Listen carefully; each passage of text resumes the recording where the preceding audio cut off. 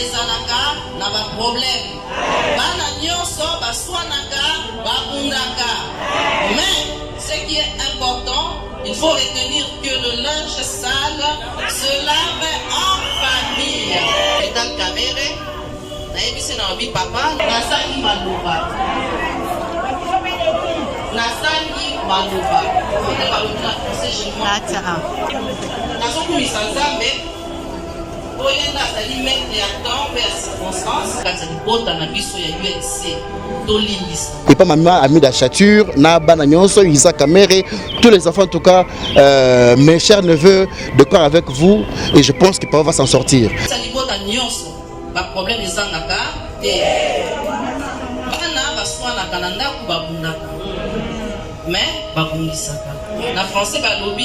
Le linge sale se lave en famille. C'est pour nous simplicité, c'est bazoki le cola renseignant parce que yona ngai toki na mboka oyo bloquer le bungi soit de moto misala itelemaki biska abipai na bipai ombongo bakangi ba mindele bakangi bakonzi ya office de route bakangi mokonzi ya Safekas mondele wana Blatener bakangi mokonzi ya Robank monsieur Thierry Taimons bakangi bato belé mais malheureusement na ba déposition bakangi surtout wana leur déclaration ka kombo moko caméré. C'est qui est normal que 12 magistrats a ça l'instruction à dossier na yipo akweba yangoyo makamuso bateso balekia avant yo bakaka comme na yo le cambo ezali nini donc natango oyo on est encore à ce niveau là donc monsieur le directeur de cabinet chef de l'État est à Makala comme renseignant et non comme prévenu comme voilà azali inculpé non va prononcer inculpation nous va condamner sentence parce que jusque là nous présumer innocents ne pas celle cas dans ces pays que nous voilà 10 ans non c'est le bon côté en principe ce qui magistrat a mon été moto oyo koki mana ezali ya kobangisa te oki maneta anda ko connu na précision na moko bon ça va fanda na ndaku mais na tout monde ko benga yo Vital Kamerhe bazo ko balbika ibi mbongo mais so ibongo sika ibina mokonza mboka bozo mona au point baza ko s'exposer puisque au quoi empêcher mon tout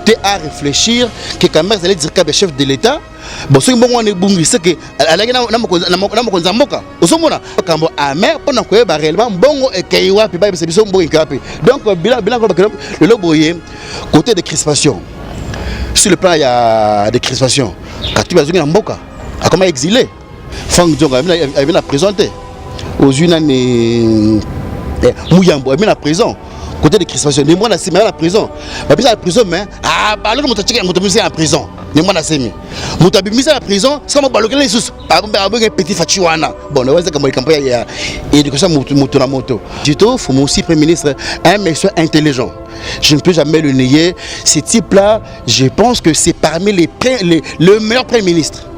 C'est parmi les meilleurs premiers ministres, mais malheureusement, Maël et Naye n'a qui moto ils ont des choses différentes.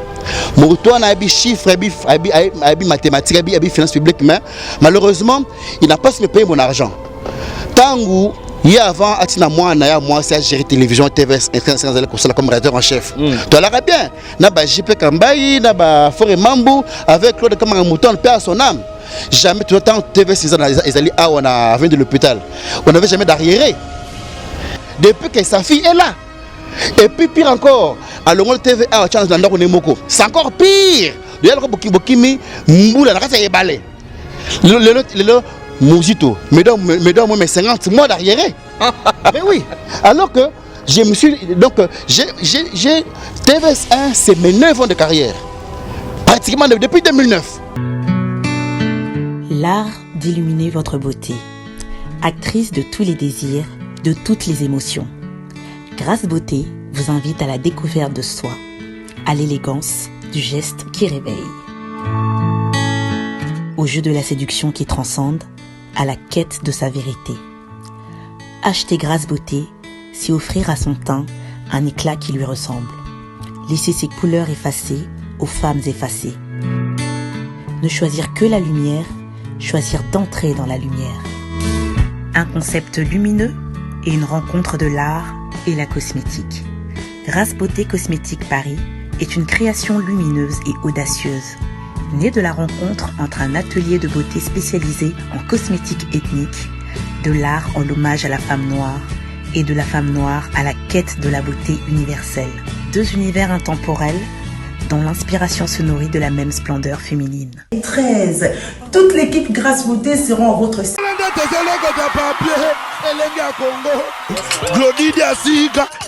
La mignonne. La mignonne.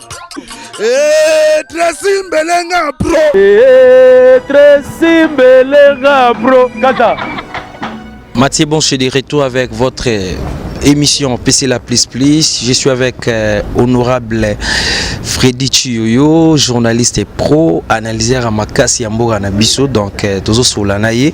Merci beaucoup. L'actualité dominée par l'arrestation, il y a Vital Kamere, Bandeko Barolela, Misusu Bako Chola, mais le Tolitoye, quand même, Makambango Ezaki Nini, et puis Ezaya Solo, to Ezaya Lokuta, par rapport à Bambongo Ebungi. Ndeko, Freddy Chioyo, santé bonne. Kitoko ndoko Mathieu Mboshe, nzeto kolongono, nzamba zobatela, kande toyona kinaye, tozali malamu, pe tulika pona conserver mboko na biso, o tubundelaka mikolo nyonso, mais na monza mpazali congolais parce que oyo tozali ko na ba pitandeka libanda, tango tche France 24, tche TV5 Monde, il faut le là. Bato bataka kufa mikolo mingi na France chaque 24 heures au moins 1000 morts, 2000 morts. États-Unis n'en parle pas, des pays hyper développés, na ba hôpital na bango, mais biso awa déjà 3 jours ngo 0 décès. Faut que Pamboula Nzambe connaisse là pas malamu. Allez Congo parce que on n'a pas d'aspirateur, régime ya Kabila. Est-ce que tu as aspirateur mon côté na ba hôpital? Tant ba tumba ba kufilo ko la banyama parce que tu as aspirateur alors que congolais déjà bel malaria. Asa moi comme que l'ina déjà. Dieu merci, on a que 20 décès.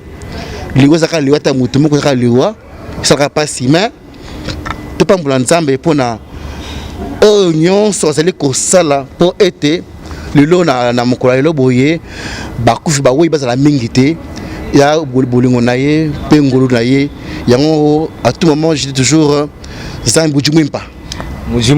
Est-ce que coronavirus na mboka na biso yoza journaliste lo bara vérité et c'est commis déjà corona ezali makasi na mboka. C'est pour que tout dans émission juste à notre réalisateur que faut toujours que tout ça disant 1 mètre puisque dans 1 mètre il y a ça la sorte que non na col même si sur la qui est visibilité ba postillon mais au bon cas microscope et kobima ce couture qui n'a déjà contaminé déjà na plus maladie wana le coronavirus ezali réalité na tamboka biso bato bazokufa mingi.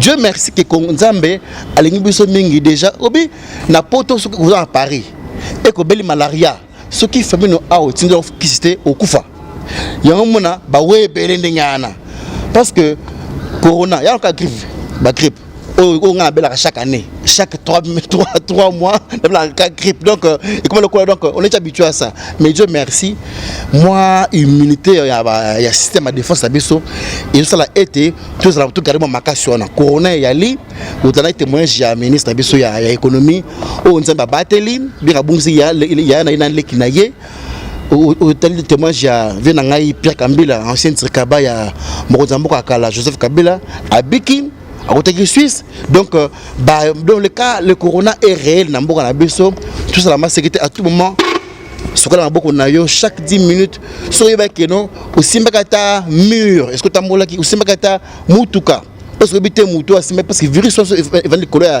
et loco il faut au moins 3 heures comme ça moi il wana pone et là alors on sait pas on matin taxi simbaki moi et loco asimbeli tu sais que tu avant toi donc à tout moment qu'on a fait maboko pour éviter misapi na miso pour éviter misapi na monoko pour éviter misapi na zela zolo to na matoi on comprend donc bana Kinshasa bana Congo bana diaspora bimba na biki na tanki sabino te bobi que faut se protéger en observant ba mesures barrières wana OMS na gouvernement biso ba biso tout ça pour éviter parce que le lobo est 0 décès Dieu merci ma baisse c'est nga pas mingi et pour les fracto déclarer yango fait nango le 12 awa mais malheureusement ba découvrir comme lobby parce que déjà na jubilé que en tout cas pour maladie Ebola oyo Moïse Kabila passe mingi au moins fachika ma lonyango mais c'est nga passe quoi était quand moko ko découvrir na Beni c'est nga passe makasi na banza était nzamba azali côté na biso akosala été makamwana et sale mutona ba isolé très bien puis ba déclarer dans 45 jours fin ebola mboka na biso peut aller sami pour ba timiso ba imboka. Merci beaucoup, mais enfin Vital Kamerhe akangami pona nini muyibi ya mbongo okolobani te muyibi ya mbongo te wana zali kola yokomi kwa nzuzi Kamerhe nanu ba condamné été Kamerhe qui selon passant d'abord il y a un bruit ya na mutu na yo Kamerhe pour moi c'est un aîné, c'est un grand frère et ami. Vital Kamerhe 61 ans ngazali pratiquement 20 ans d'écart mais ces messieurs là me prennent comme son ami comme master donc souvent moi et lui Zara Chiluba dans le couloir pas de se voir en tout cas à son gars à Chiluba. Donc pour moi donc c'est vraiment un monsieur bien que j'ai pratiqué depuis Ndako à l'Assemblée nationale. Donc c'est un monsieur que j'ai connu pratiquement en tant que journaliste, je l'ai fréquenté, c'est un monsieur bien, j'ai très mal sur le plan humain. En tant que Moutou, na koki ko sepelate no ki te matien bon chez Bakangie, na bête ma boko. Même chose avec infraction. Donc d'abord, premièrement, je tiens à apporter ma consolation à la famille na na Liboté Mbemba et pas ma maman amie d'Achature, na Bananyonso, Isa Kamerhe, tous les enfants en tout cas, mes chers neveux, de corps avec vous et je pense qu'ils peuvent s'en sortir. Na otuni était Kimoyibi, je pense que vous allez nous aider, vous allez justice, il faut que vous ayez été ba sambisi, pour ba sambisi, vous allez bazoki le kola renseignant. Parce que yona ngai toki na mboka oyo bloquer le bungi soit de moto misala itelemaki biska abipai na bipai o mbongo bakangi ba mindele bakangi ba konzi ya office de route bakangi mokonzi ya Safekas mondele ona Blatener bakangi mokonzi ya Robank monsieur Thierry Taimans bakangi ba te belé mais malheureusement na ba déposition ba tous wana leur déclaration ka kombo moko Kamerhe. C'est qui est normal que 12 magistrats a ça la instruction à dossier na yipo kweba yangoyo makamuso bato so balekia avant yo bakaka comme na yo le cambo ezali nini donc na tango oyo on est encore à ce niveau là donc monsieur le directeur de cabinet chef de l'État est à Makala comme renseignant et non comme prévenu comme voilà azali inculpé non va prononcer inculpation non va condamner sentence n'a été parce que jusque là nous présumer innocent. Le mal c'est que l'ingala la moi pauvre mingi mais en français et le connaît comme on a ango Kamerhe tisikoyo azali moto babiangiye pona koyoka ye na oyo et le même na kombo na ye balobi ka yibi mbongo balobi mais c'est l'état que l'État nzuzi akati ete yo ne ma sel la ka be na CPI que nous voilà 10 ans non c'est les mbongo te en principe ce qui magistrat amoni ete moto oyo koki mana ezeli kutumisa ya kobangisa te oki maneta anda ko mokonu na ko président na précision na moko bon ça va fanda na ndaku mais na tout monde ko benga yo rappelez-vous na 2016 ou 2015 vu na ngai iwanga Bertrand pejera etangwana ndeko ya mama centriste tozolana comme on a ye frère bang numbia longwa abanza ka te pona ye résident surveillé zende makala alongola ka na invest awa atinda na makala kuna ti ba kondana ka ya peso ba 3 ans donc le lobo il faut comprendre que non pona magistrat wana amoni ete ba dossier ozala mboko na ye madame parce que jusque là ils ont encore un secret, c'est l'instruction en principe toi sérieux on ne peut pas commenter sur ça mais comme beaucoup invité en tant que journaliste analyste il y a vie politique en mboka na ngai je pense que je ne peux pas m'empêcher de mettre mon point de vue na ngai donc Kloba Kamerhe yibi c'est pas encore l'ordre du jour Kamerhe ndazeli bazali koyo kaye na oyo et le bami na komo na ye. Oyo Salamiti Kamerhe alali lelo 3 jours en prison. Est-ce que vie politique ya INC na caché koza sous na tamulai? Bon, à ma connaissance, Mokolo, mon amboka Vital Kamere, le pacificateur éternel, c'est là qui n'a parquet.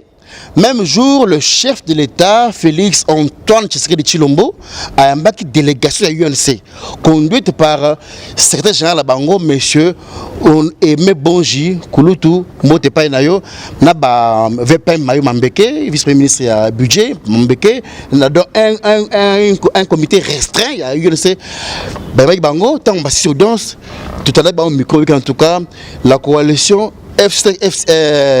cache.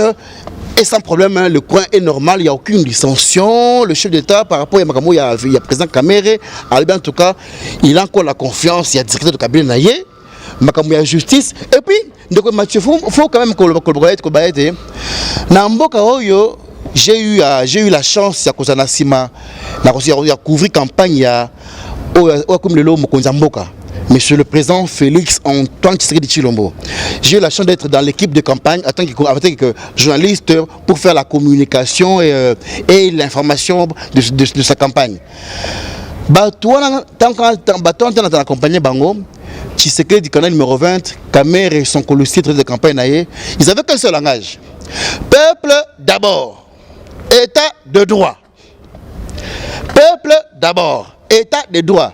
C'est-à-dire que na oyo nyonso Tshisekedi Tshilombo Félix Antoine Okosala mobeko lui continue na ye peuple d'abord état de droit les loko banda mboka ezali république ko banda Kasavubu Mobutu Kabila ti lelo na 2020 mbala liboso boyo kaete bakangi directeur Kabila chef de l'état na salamate.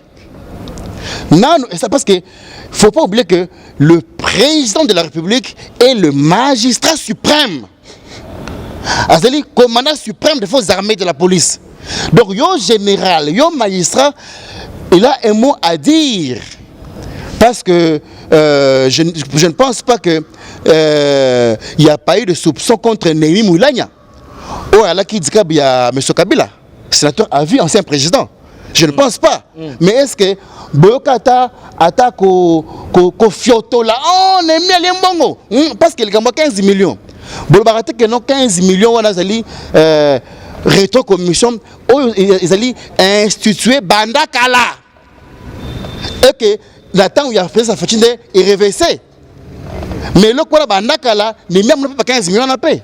Bah, code des portes, donc, il y a moi mouillé buté, bon, mouillé parce que au contexte congolais, il y a moi que je fais le bon déjà, ils ont un COP, rétro-commission, même si Bapo devait combattre Yango, c'est les malamoutés, mais comment le coup là, institutionnalisé. Donc, depuis 18 ans, on a rétro-commission, ça va combien de fois? Combien d'années ça l'a? Il y a pas un mot sur 2-3 fois. Vous comprendre. Mais sous Tshisekedi, ils ont bana attends 1000 francs bouger, on a bougé 1000 francs. Donc c'est que il faut qu'on positive que sous Tshisekedi dans l'état de droit, il y a pas de secret. Ce que vous êtes 100 fois, il faut le belayo. C'est une bonne chose. Le local maire Dirka le chef de l'État andini kokende comme se faire entendre par ya magistrat. C'est que normal dans l'état de droit. Peut-être parce que pendant 18 ans, pendant 32 ans, j'avais tout le monde Vundawe et battu par un magistrat. Est-ce que Vundawe est saint? Vundawe. Est-ce que Béassi est saint? Est-ce que Evariste Bouchard est saint? À tel moment, il y a un soupçonnement et maté. 32 millions ils ont comme ça, donc, il faut que le acte salami, vitalité de la démocratie, parce que pour développer Mboka, il faut promouvoir l'état des droits.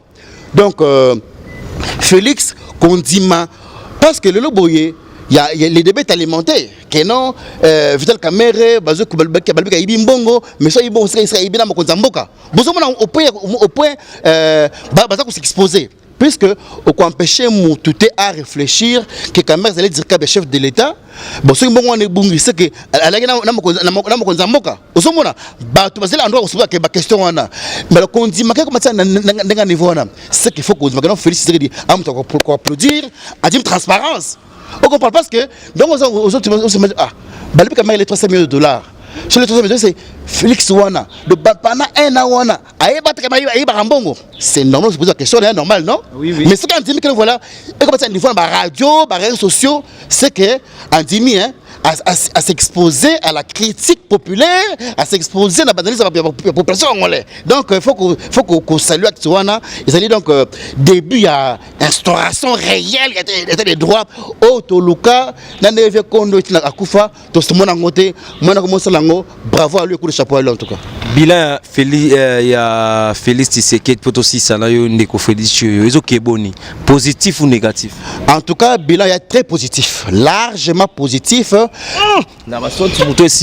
Ah, mais il y a une belle capacité parce que Otoyoki, tous l'année, les justices est confirmé Yango parce que bon, à ce de Boutoyo Bimaki, d'après Otozoka, mais je pense qu'on saura la vérité. Sur des moutons, c'est vous très bien, sur aucun Mandela. Tu vois que elle ambassade, c'est déjà, il y a Belgique, il y a chose, il y a Interpol.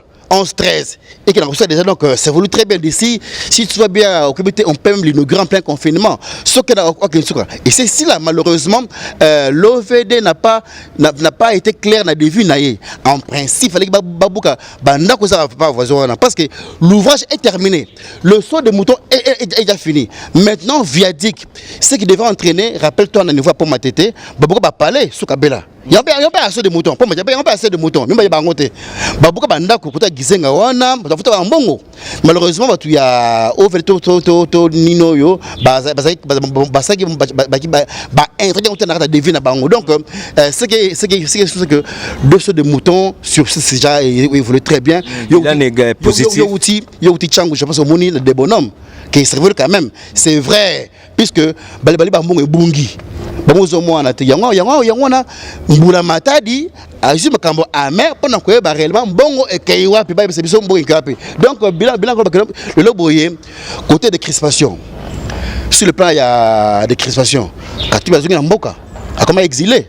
Fang Djonga il vient présenter aux une Mouyambo il vient à prison. Côté de crispation, les mois à la prison.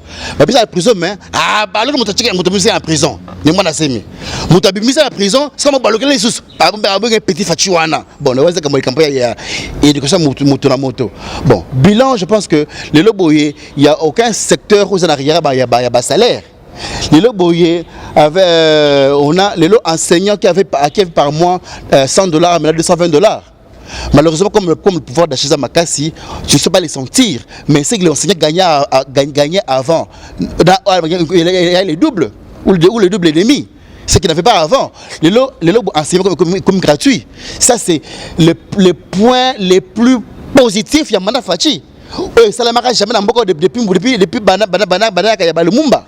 Les loboyés, il faut que Bunda, Bekolo, il y a l'État, et soit performance, et soit qualité, il y a bien pour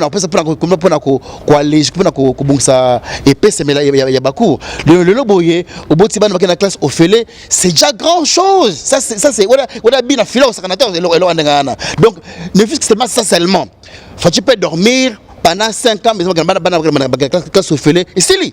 Là, en tout cas, qui dans ce pays ici a fait enseigner gratuitement? À part il y a bourse à l'époque, 80. Depuis 80, les lobos sont classe au fêlé. Côté la Fatimi, mais ça n'arrive pas musique. Dans ce côté là été, non, ça n'arrive pas musique. Tu n'as répondu dans le côté là été, ce sont des faits. N'est-ce pas que les locaux sont au fêlé? Je pense que la réponse est oui. Mais maintenant, on voilà, mais là, c'est encore un débat. Mais au moins, quelqu'un a osé, puisque le quoi, on a essayé d'arrêter la Constitution. C'est pas Fouti qui a inventé ça. Il arrête la Constitution. Kabila, ancien président, a promulgué depuis le 10 février 2006.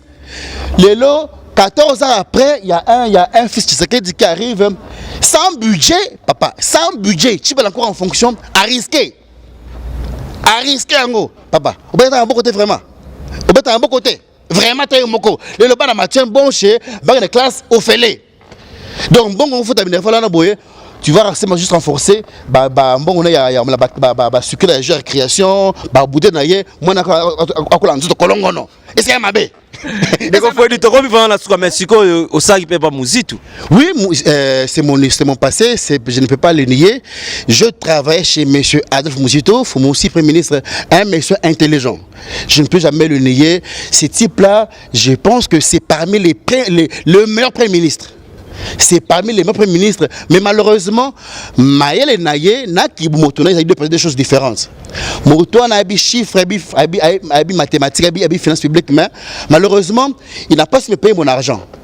Tango, il y a avant, moi, c'est à gérer télévision, TVS, comme rédacteur en chef. Tu l'as bien. Naba JP Kambayi, Naba Foré Mambou, avec Claude Kamanga Mouton, père à son âme.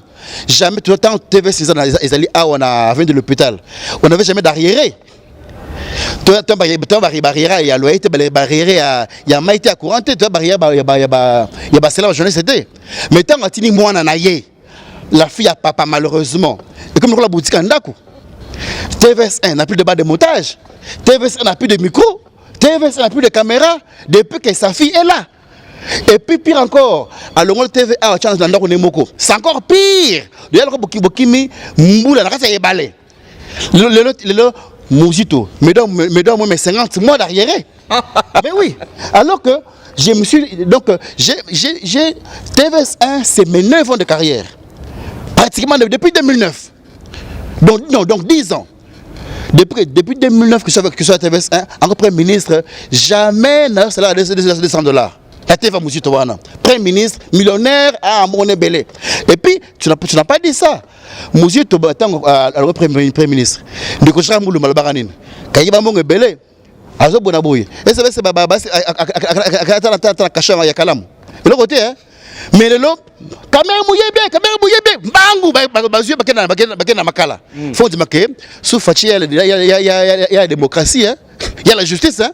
Mais sous Kabila, mousso mouillé, même pas dans la Suisse, il y a Ouleri. Même quand le fond là, après pas naïe. Mais le boye, malheureusement, pour l'instant, on a tout naïe. TVS1. J'ai des bonnes relations, c'est un média qui a contribué aussi à mon efficacité, à mon expérience. Malheureusement, j'ai plein de ceux qui sont restés après nous. Avec quel outil de travail, avec quel matériel. TVC à Clément Zao, TVC à Frère Mambou, c'est pas TVC d'aujourd'hui. Malheureusement, je suis désolé, mais donc, Mouzito et Moko, à travers moi, à cause de mes gestions, seulement malheureusement. On est fini, mesdames et messieurs, on est presque à la fin. C'était Neko Freddy Chio Torobandaro Solanaye, Batubaro Bape, Mouti à Fati, à Makasi. Mais on peut la Fati fort. Hein? Tes Fati, c'est un produit qui se vend bien. Ah? Fati, c'est un produit qui se vend bien. La preuve, tu verras les vues dans quand tu parles de Fati, on te suit. Fati, il y a le col à Mikolo Boye, ce qui est au tir à désinfectant. Et il y a le col à maille. Donc Fati est très consommé que c'est un garçon qui ne sait pas faire du mal à quelqu'un. Tu imagines qu'il y a un vital quand même en prison. Il est militant, les Cambouis à Makalanga Oboé, ils ont fatigué. Beau fin a été. Ah? Oui, il a dit ça. Mouta Makala a dit que non. Non, en tout cas, je vous invite à l'apaisement. Priez pour moi parce que notre image l'image est très salée. Prions que nous puissions nous en sortir dans Makambo Oboé. Il vous empêche de tirer sur le président. Ça est fini, mesdames et messieurs. Merci beaucoup.